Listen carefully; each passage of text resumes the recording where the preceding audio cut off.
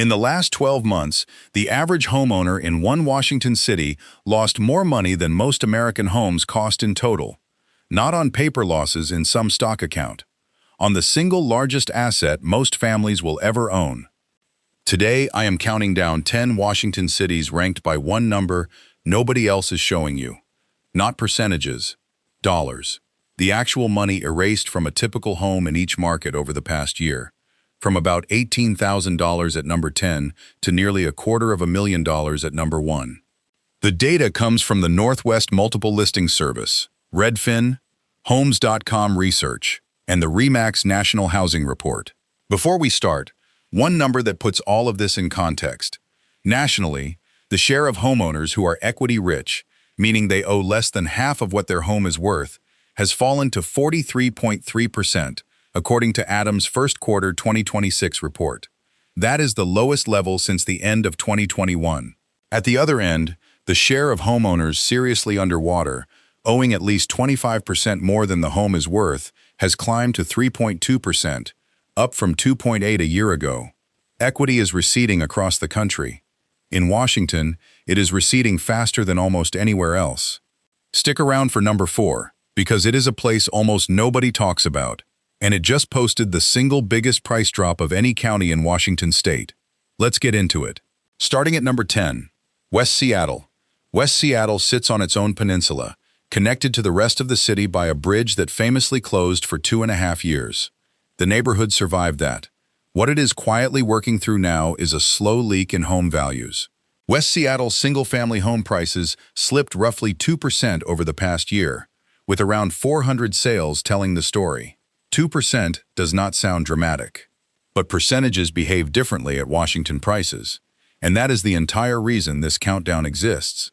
The Seattle Metro is still the 4th most expensive housing market in the United States, with a median sale price of $735,375 in the RE/MAX April report. When the base number is that large, a decline that sounds trivial in a headline is a serious sum of money in a bank account. 2% in a cheap market is a rounding error.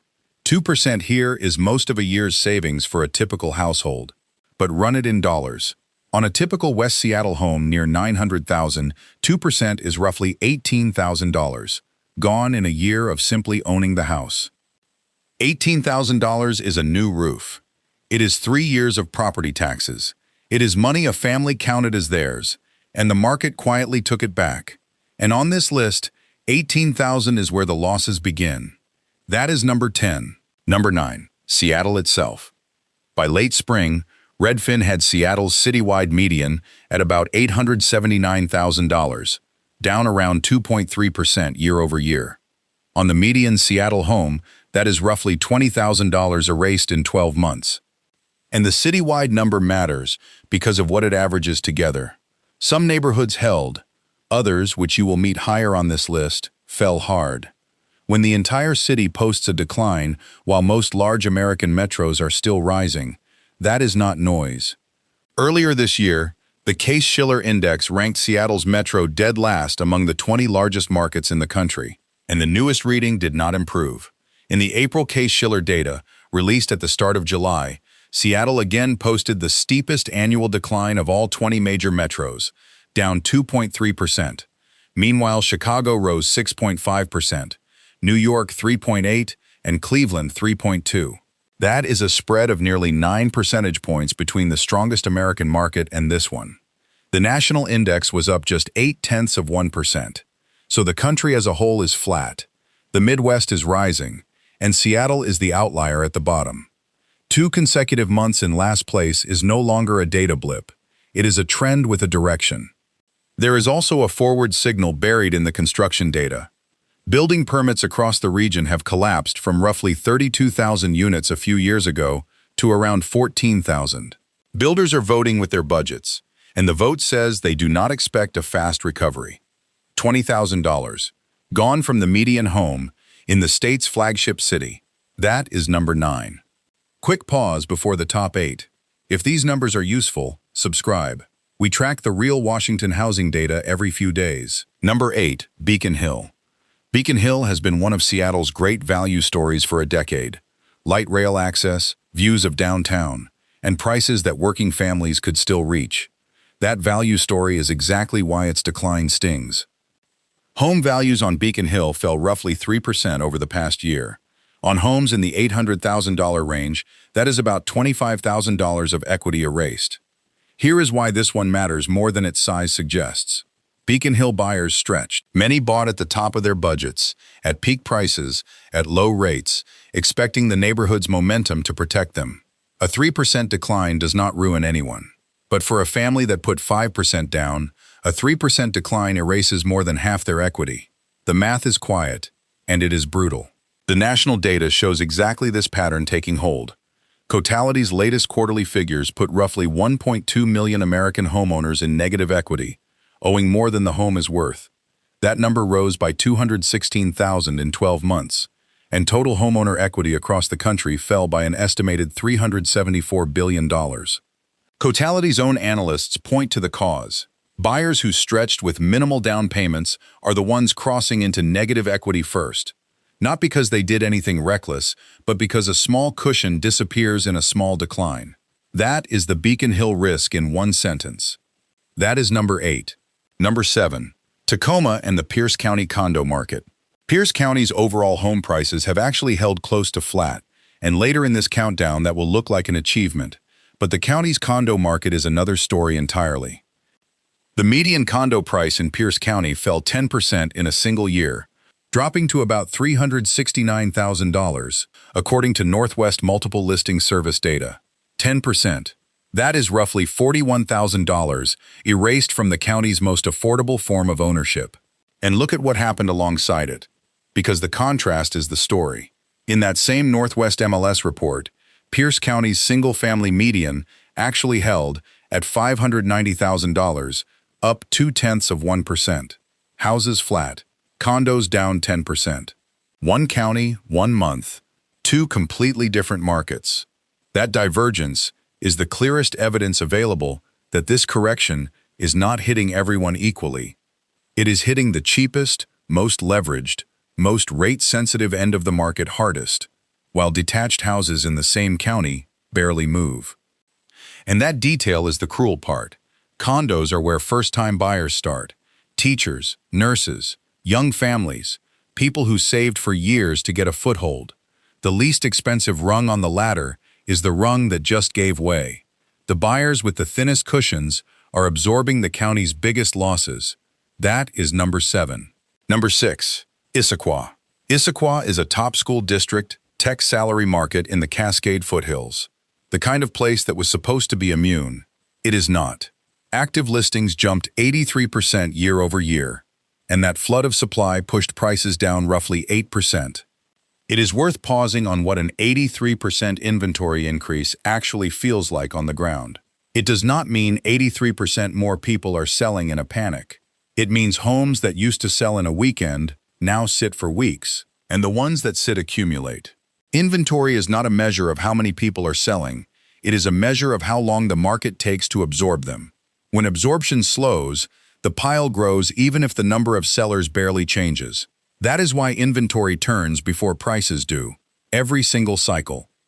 On Issaquah homes in the $900,000 range, 8% is roughly $75,000. $75,000 is a full year of the median household income in this state, deleted from the value of a single house, in a market with some of the best schools in Washington. When the towns that were supposed to be immune are losing $75,000 per home, the correction is not a local event, it is a statewide condition. That is number 6. Number 5, Wallingford. Wallingford is postcard Seattle. Craftsman homes, tree-lined streets, walkable everything, 10 minutes from downtown. For decades, buying in Wallingford was considered the closest thing Seattle real estate had to a guarantee. The guarantee expired. Wallingford home values fell roughly 8% over the past year. On this neighborhood's price points, that is right around $100,000, gone from a typical home in 12 months. Let me hold on that number, because we have now crossed a line. $100,000 is more than the entire price of a house in parts of this state. It vanished from a single Wallingford address in 1 year, without a fire, without a flood, without a single bad decision by the owner. The market simply changed its mind. And here is the part that keeps this honest. Not every Seattle neighborhood is on this list, and not every neighborhood fell. Ballard and Queen Anne both posted year-over-year price gains through the first half of 2026 across multiple market reports, holding their values while Wallingford slid. Same city, same rates, same economy, different outcomes. That is not a contradiction. It is the defining feature of this market. What is happening in Washington is not a uniform crash. It is a sorting, block by block, and the difference between the two sides of it can be $100,000. That is number 5. Number 4, Port Townsend and Jefferson County. This is the number I promised you at the start, and it comes straight from the Northwest Multiple Listing Service county tables. Jefferson County's median single-family home price fell 21.2% in a single year, landing at $540,000. 21%. That is the largest decline of any county in Washington state. Run the dollars. A 21% drop to $540,000 means the median Jefferson County home shed roughly $145,000 of value in 12 months. Why here? Jefferson County, anchored by the Victorian seaport town of Port Townsend, became a pandemic darling. Remote workers and early retirees bid its quiet streets up to prices the local economy could never have produced on its own. Now the remote work wave has receded. The retirees who wanted in are in, and a small market with thin sales volume is repricing all at once. Small markets ride the elevator up. They ride it down too. The county table around it proves how localized this is. In that same Northwest MLS report, while Jefferson County fell 21.2%, Lewis County rose 14%, and Mason County rose 9.1%. Kitsap was down 0.3%, and Grays Harbor down 0.7. 5 neighboring counties, in the same corner of the same state, in the same month, moving in completely opposite directions. Anyone who tells you Washington real estate is doing one single thing right now has not looked at the county tables. The state does not have a housing market. It has dozens of them. That is number 4. Number 3, Woodinville. If you saw our last 2 videos, you knew Woodinville would be here. Wine country charm on the east side's northern edge, and the fastest falling prices in the state's core metro, down roughly 15% year over year. Woodinville's homes trade well above the regional median, which means 15% lands heavy. On a typical $1 million-plus Woodinville home, the past year erased roughly $150,000 or more. And Woodinville is not an isolated case. It sits at the east end of the North King County corridor, where active listings rose nearly 88% in a year, the most oversupplied corridor in Washington. Woodinville simply fell first. Inventory doubled, then prices followed. And the supply behind it keeps building. Across the entire Northwest MLS service area, active listings reached 23,088 at the end of June, up 16.4% from a year earlier, and up another 8% in a single month. That is more than 1,700 additional homes added to the market between May and June alone. It is the highest inventory level recorded at any point in 2026. Woodinville is not falling because something went wrong in Woodinville. It is falling because it sits at the front of a supply wave that is still building behind it. The corridor's other cities are watching their own preview. That is number 3. Number 2, Bellevue. Bellevue was supposed to be the fortress. Tech headquarters, top schools, a downtown skyline that grew faster than Seattle's. For years, Bellevue prices only knew one direction. That changed. Bellevue home values are down roughly 11% year over year, with the median sliding into the $1.5 million range. 11% at Bellevue prices is roughly $180,000, gone from a typical home in 12 months. $180,000 is a full-time salary at a Bellevue tech company. It is 4 years of college tuition. And the losses are concentrated exactly where Bellevue built the most.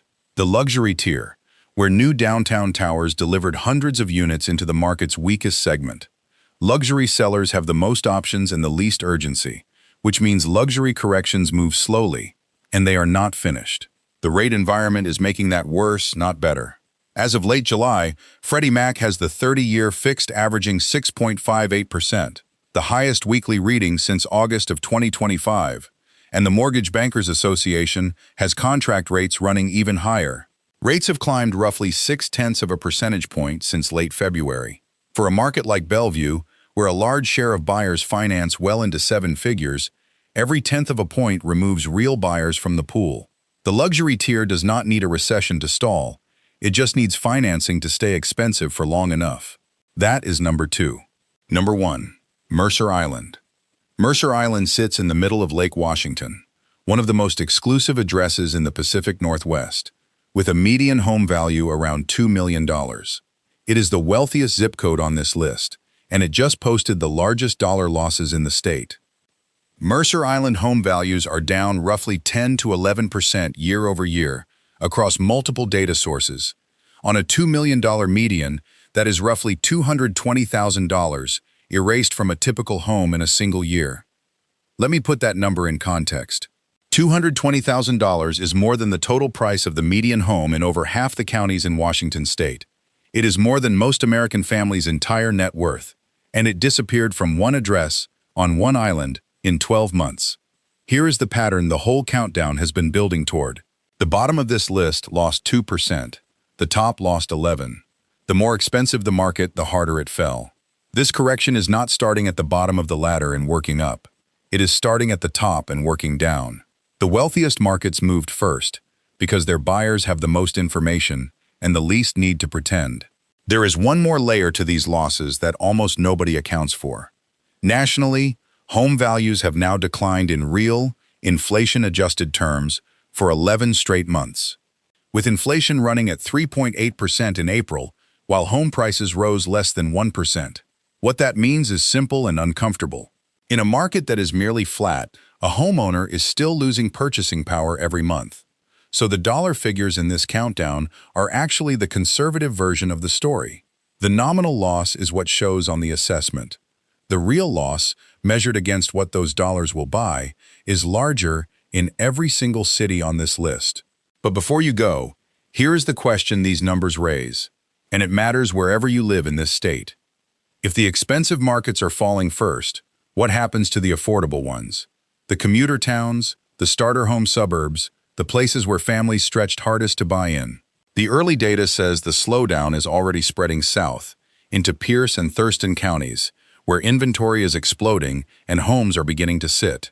One South Sound county just posted inventory growth of more than 40%, and almost nobody has noticed yet. That is the next video.